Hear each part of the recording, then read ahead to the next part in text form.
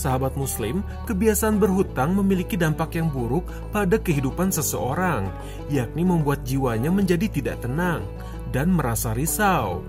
Meski dampaknya tidak dirasakan langsung, namun hal tersebut lama-kelamaan bisa membawa kita kepada perbuatan dosa.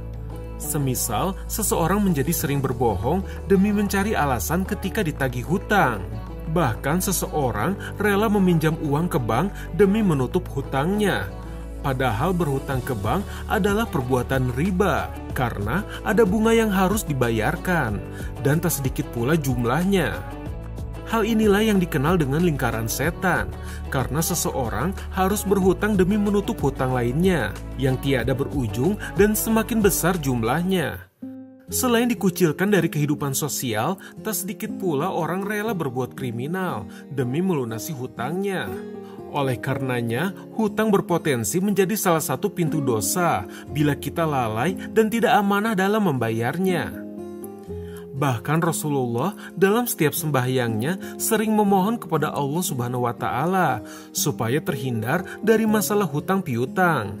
Karena kebiasaan Rasulullah berdoa meminta dijauhkan dari berhutang, maka sahabat pun bertanya kepada Rasulullah, "Wahai Rasul, mengapa engkau banyak meminta perlindungan dari hutang?"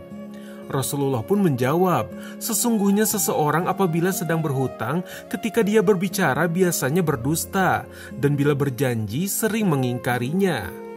Meski Rasulullah sangat takut untuk berhutang, namun berhutang juga bukanlah sesuatu yang dilarang oleh Rasulullah. Terlebih bila di dalam prosesnya mengikuti syariat Islam, seperti menyegerakan membayar hutang dan tidak menunda-nunda bila sudah ada rezekinya. Adapun orang yang memberikan pinjaman hutang memiliki keistimewaan di mata Allah Subhanahu wa Ta'ala, karena memberikan pinjaman hutang dianggap lebih utama dari sedekah, karena diberikan saat orang-orang tersebut benar-benar membutuhkan. Lain halnya dengan sedekah, yang ketika diberikan belum tentu orang yang menerimanya sedang membutuhkan sedekah tersebut. Seperti yang diungkapkan oleh Ustadz Hasbullah lewat channel Tafaku Online tentang keutamaan memberikan pinjaman. Orang pinjam itu kita berikan, memang dia kita bantu, tertolong dengan hajatnya. Kita menyumbang beras 1 karung ke tetangga, belum tentu dia butuh beras, mungkin ada berasnya. Tapi ketika tetangga kita datang minjam beras 1 kilo misalnya, berarti dia memang sudah butuh untuk mengisi perutnya untuk itu. Adapun dalil mengenai keutamaan memberikan hutang ialah sebagai berikut. Dari Abu Umamah radhiyallahu anhu mengatakan bahwasannya Rasulullah bersabda, ada orang yang masuk surga melihat tulisan pada pintunya, pahala bersedekah adalah 10 kali lipat, sedangkan pahala memberi pinjaman adalah 18 kali lipat.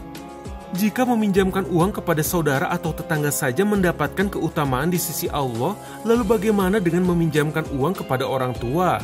Dan seperti apa hukum orang tua yang berhutang? Berikut pemaparannya. Bismillahirrahmanirrahim. Assalamualaikum warahmatullahi wabarakatuh. Sahabat Muslim yang dimuliakan oleh Allah Subhanahu wa Ta'ala, saat kita butuh, kita minta pertolongan kepada Allah Subhanahu wa Ta'ala. Begitu juga saat kita butuh, kita minta pertolongan kepada orang tua kita. Kemudian mungkin sesekali, 2 kali, ataupun dalam kondisi membutuhkan, orang tua kita membutuhkan bantuan kita, yang seharusnya tanpa dia minta, orang tua kita udah sadar diri sebagai hamba Allah yang pandai berbakti kepada kedua orang tua. Karena setelah perintah Allah Subhanahu wa Ta'ala, kemudian kita harus berbakti kepadanya. Wa qadha rabbuka alla ta'budu illa iyyah wa bil walidaini ihsana. Kemudian bagaimana saat orang tua kita meminjam uang kepada kita? Pada hakikatnya yang terbaik sikap kita adalah memberikannya. Namun dalam Islam juga boleh membantu orang tua, kemudian juga orang tua juga mengganti uang yang kita pinjamkan kepada dia. Ya, tapi sikap yang terbaik karena kita taat kepada Allah Subhanahu wa Ta'ala dan juga taat kepada orang tua, bahwa harta kita, diri kita ini milik orang tua kita. Siapakah kita? Kita ini bukan siapa-siapa sebelumnya. Kita hebat, kita punya harta penuh dengan keberkahan lantaran doa, didikan, perhatian orang tua kita kepada kita. sikap yang terbaik adalah memberikan sesuatu yang kita punya untuk orang tua kita. Yang pertama, orang tua kita saat minta bantuan kepada kita, kita sikap ya, membantu dengan sekuat tenaga. Bukankah diajarkan oleh Nabi Ibrahim alaihissalam, begitu juga Nabi Ismail alaihissalam, yang sungguh taat kepada Allah, sungguh taat kepada orang tuanya, dan orang tuanya pun sayang kepada anaknya. Jangankan harta untuk orang tua, akan tetapi nyawanya pun diberikan untuk orang tuanya. Itulah yang diajarkan oleh Nabi Ismail alaihissalam. Kemudian sikap kita adalah saat orang tua membutuhkan, kita membantu orang tua kita. Namun saat orang tua meminjam dan kita meminta pinjaman dari orang tua yang meminjamkan hartanya kepada kita, kita harus ganti, atau kebalikannya, orang tua juga harus ganti. Itu boleh. Tapi menurut saya yang terbaik adalah kita berasal dari kehebatan orang tua kita yang mendidik kita, memberikan perhatian sungguh luar biasa. Kita berikanlah apa yang dia minta, apa yang dia inginkan.